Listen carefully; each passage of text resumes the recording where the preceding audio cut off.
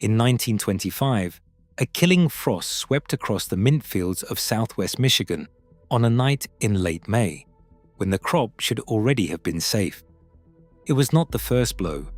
A year earlier, a soil fungus called Verticillium wilt had crept into those same fields and begun strangling the plants from the roots up.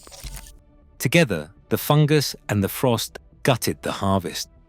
The price of peppermint oil, which had sold for around $4.50 a pound, exploded to $32. An entire global industry, built on one small sweet-smelling herb, was suddenly teetering on the edge of collapse. And here's the strangest part. The plant could not save itself. To understand how a simple herb became worth more than its weight in silver, and why it was suddenly so helpless, you have to go back almost 3,500 years. Because here's the thing. This is not some rare exotic spice locked in a vault. This is peppermint. It's in the toothpaste you used this morning. It's in your chewing gum, your after-dinner mints, the candy cane hanging on the tree. Americans alone twist more than 1.5 billion candy canes every single year. You can buy the flavor for pocket change. And yet, people once guarded this plant like a state secret, built fortunes on it, and eventually rebuilt it inside a nuclear program. Peppermint was never just a flavor. It never was. So how did a plant that can't even make seeds conquer the entire planet? How did it flavor an empire, mint a king, and survive a disease that should have wiped it off the map?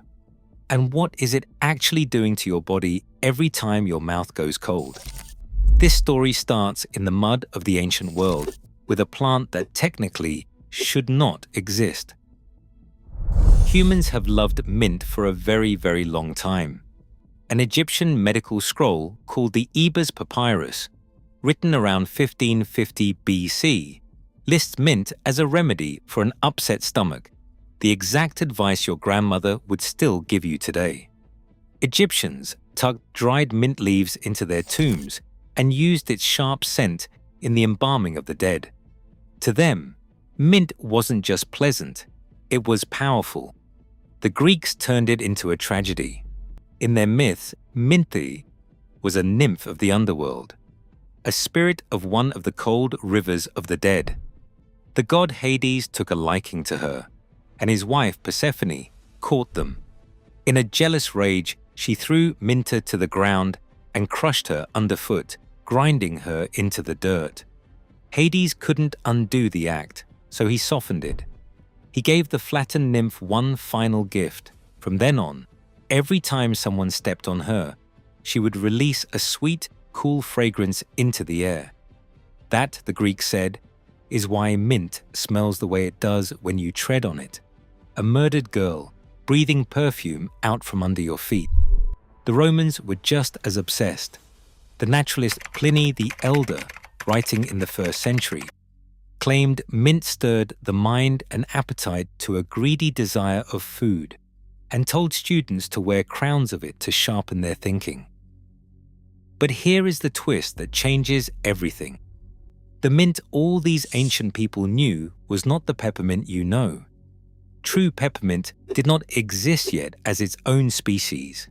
It's an accident.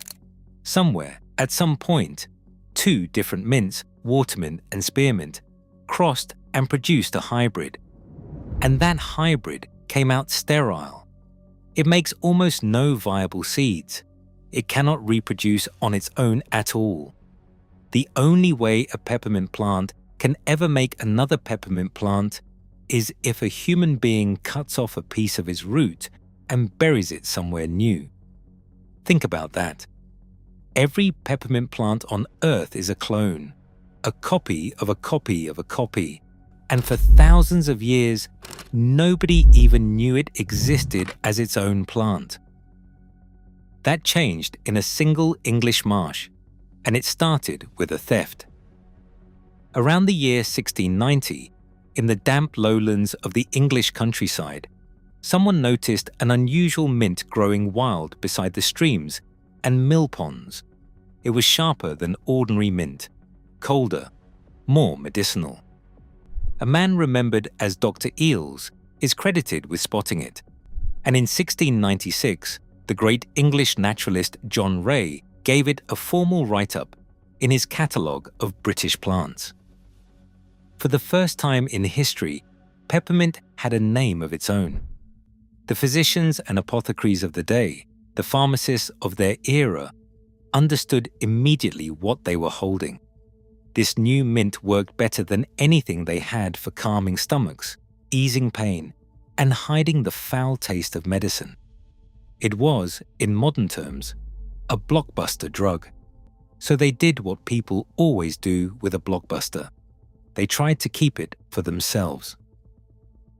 For a while, a small circle of apothecaries guarded the plant, hoping to build a monopoly. But remember what peppermint is. It's sterile. It doesn't scatter seeds on the wind.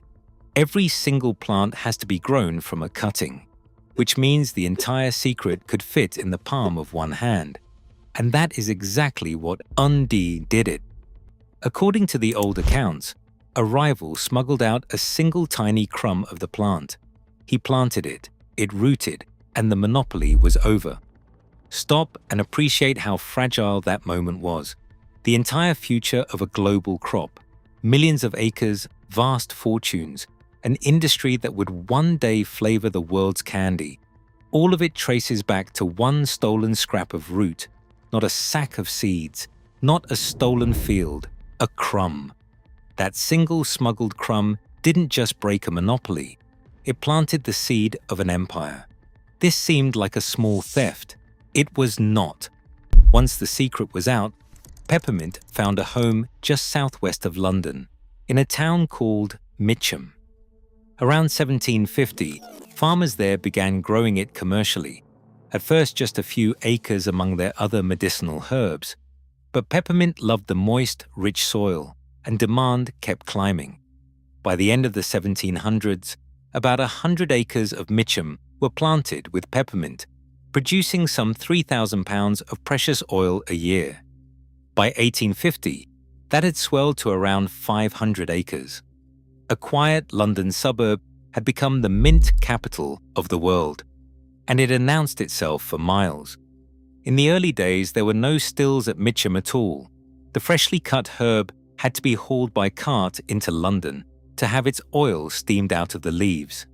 Later, distilleries rose in the district itself, and every summer the surrounding air grew so thick with the smell of mint that people joked you could find the fields with your eyes shut. The Mitcham plant even earned its own name, Black Mitcham, so called because under grey English skies, the dark undersides of its leaves could look almost black. It was slow to mature, but it produced an oil so rich and fine that it set the global standard. It became so famous that across the channel, the French didn't even call it peppermint. They called it Menthe, Anglais, English mint. A plant discovered by accident in a swamp had become a badge of English quality. And this is where peppermint quietly conquered an empire. Britain in the 1700s and 1800s was a nation drowning in tea and sugar, building a global trading system on the backs of both. Peppermint slotted right into that world. Its oil flavored the sweets, the lozenges, the after-dinner mints, and the stomach cures of a rich, industrializing society. That cool, clean, settling sensation became stitched into everyday British life, the taste of comfort, of medicine, of relief after a heavy meal. Every acre of it, remember, was a clone. Farmers didn't sow seeds. They chopped up the roots of existing plants and laid the pieces in the ground again and again until whole fields were filled with what was essentially one single plant, copied thousands of times over. It was efficient. It was reliable. It made Mitcham rich. But the plant that cooled the British Empire was about to cross an ocean and make a handful of men extraordinarily rich. Pay attention to what happens next, because it explains almost everything about where the peppermint in your life actually comes from today. Peppermint crossed the Atlantic with settlers and took root in the young United States. The first real commercial crop appeared in Wayne County, New York, in the early 1800s, and for something like 40 years, that one corner of New York was essentially the only place in the entire country distilling mint oil. A family called the Hotchkisses turned that New York oil into a trusted global brand, shipping it to Europe with a reputation for purity that buyers would pay a premium for. Then came the man who would take it global. His name was Albert May Todd. In 1869, barely out of his teens, Todd founded a company to extract and sell mint oil. He had traveled to Europe, studied how the finest oil was made, and come home certain he could do it better. In 1875, he launched a brand he called Crystal White, and he did something bold. He put his own name right on the label as a personal guarantee of purity, at a time when most mint oil was anonymous and often watered down with cheaper stuff. Quality became his weapon. In 1891, he moved his operation to Kalamazoo, Michigan, and built enormous plantations on the black, mucky bottomland soil that peppermint craved. Some 5,000 acres in a place he simply named Mentha. Nearby towns leaned so hard into the crop that one of them, St. John's, Michigan, took to calling itself Mint City. And every acre of it was planted the only way peppermint can be, not from seed, but from stolons. The underground runners hacked from older plants and pressed back into the ground. His timing and his land were perfect. By the early 1900s, an astonishing 90% of the entire world's peppermint was being grown within 75 miles of Kalamazoo, and most of it flowed through Todd's company. People started calling him exactly what he was, the Peppermint King of Kalamazoo. He grew wealthy enough to collect fine art and rare books by the thousands, run for governor, and win a seat in Congress. But look closely at what Todd had actually built. A single sterile plant, cloned across thousands of identical acres, packed into one small region, feeding almost the entire planet. Field after field of genetically identical peppermint, all descended from the same handful of cuttings, all sharing the exact same strengths and the exact same weaknesses. It was a fortune, it was also a trap, and it was about to snap shut. The trap was a fungus. In 1924, a disease called Verticillium wilt appeared in the Michigan mint fields. It lives in the soil, slips into the plant through the roots, and clogs the very vessels the plant uses to carry water, strangling it slowly from the inside. There is no easy cure. Once it's in the ground, it can linger for years. Now remember what peppermint is. Every plant in those fields was a clone. Genetically, they were all the same individual, repeated millions of times. And that is a monoculture's nightmare, because when every plant is identical, they all share the identical weakness. A disease that can kill one can kill all of them. There's no lucky plant with natural resistance hiding somewhere in the crowd, because there is no real variety in the crowd. There's just one plant wearing millions of costumes. The wilt tore through the fields, and then, in late May of 1925, as if the plants weren't suffering enough, that hard frost struck, a killing cold at a time of year when the crop should have been growing freely. Between the fungus in the soil and the ice in the air, the harvest cratered, and the price told the whole story. Peppermint oil that had sold for about $4.50 a pound spiked to $32. In a single stretch, one of the steadiest crops in America had become one of the most dangerous bets in farming. Growers fled. Unable to beat the wilt in Michigan's tired, infected soil, the industry began pulling up stakes and moving west to the cooler, cleaner ground of Oregon, Washington, and Idaho, which remain the heart of American peppermint to this day. In time, that Western stronghold would grow so productive that America would end up supplying most of the planet's mint. But in the 1920s, none of that was guaranteed. And moving didn't fix the deeper problem. The fungus could follow, and the plant still had no way to defend itself because it still couldn't do the one thing that would let it fight back. Here is the cruel math at the center of this whole story. To make a plant resistant to a disease, you normally breed it. You cross a vulnerable plant with a tougher relative and let their offspring inherit the strength. But peppermint is sterile. It makes no seeds. It has no offspring. You cannot breed your way out of the problem because peppermint cannot breed at all. So to save the herb that had cooled an empire, someone was going to have to do something that sounds completely insane. By the middle of the 20th century, the situation was desperate. Peppermint was one of the most valuable specialty crops in the country, woven into medicine and candy and daily life, and it was dying in the dirt with no obvious way to save it. You couldn't cross it with a hardier plant.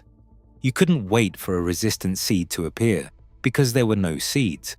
The plant's greatest trick, the flawless cloning that had made it so cheap and so reliable, had become a cage, and peppermint had already lost one of its two homes. Over in England, the Second World War finished off the old Mitcham fields.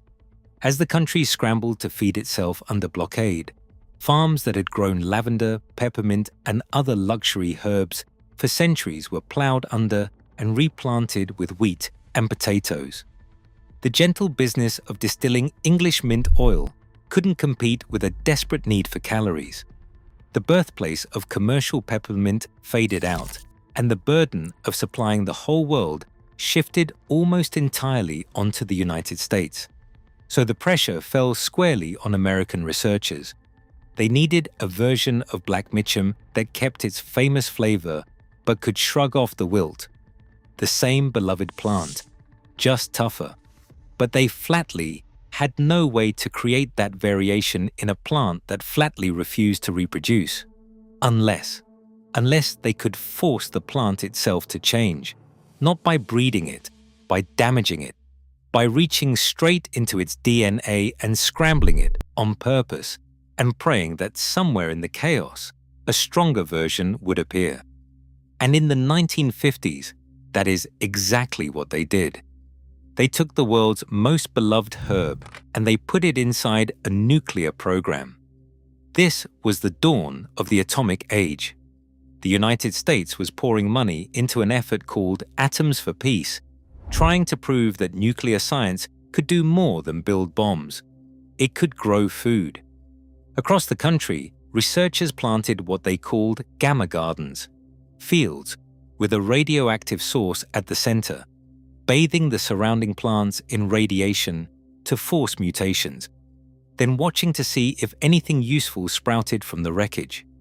Most of what they grew came out useless, or worse. But every so often, the radiation broke a plant in just the right way. At Brookhaven National Laboratory on Long Island, New York, a researcher named Merritt Murray, working with the A.M. Todd Company, aimed that power at peppermint. He exposed Black Mitcham to cobalt-60 gamma radiation, the same kind of radiation used to treat cancer, to scramble its genes. Then his team grew out the survivors and tested them.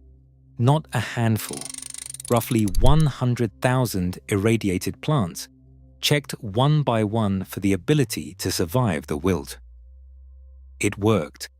Out of that radioactive lottery came new resistant varieties, the most important of them named Todd's Mitcham, released to farmers in the 1970s and still grown across the world today, which means the fresh, cooling peppermint in your gum, your toothpaste, and your candy cane very likely descends from a plant that was deliberately mutated by nuclear radiation. Today, the United States grows more than 70% of the entire world's supply of peppermint and spearmint, and much of it traces back to that irradiated bloodline. A crop that nearly died in the mud of Michigan now flavors the planet, because we blasted it with radiation and got lucky. Think about the journey this plant has taken, from a murdered nymph in a Greek myth to an accident in a swamp that couldn't even make seeds, to a single crumb smuggled between rival druggists, to the flavor of the British Empire, to a fortune grown in the black mud of Michigan, to a disease that nearly killed it, to a rebirth inside a nuclear reactor. And here's the final secret. That cooling sensation you feel? Peppermint isn't actually cooling anything. Menthol, its key chemical, latches onto a receptor in your nerves called TRPM8, the very same sensor that detects real cold and switches it on when nothing around you has changed at all. Your mouth isn't any colder. Your brain has simply been fooled into thinking it is. Peppermint never cooled a single thing. It only ever convinced us that it did. Peppermint was never just a flavor, and it never was. If this story surprised you, hit subscribe and drop a comment telling us which part of the story surprised you the most. Smash that like button so more people can find it. More videos like this one are coming.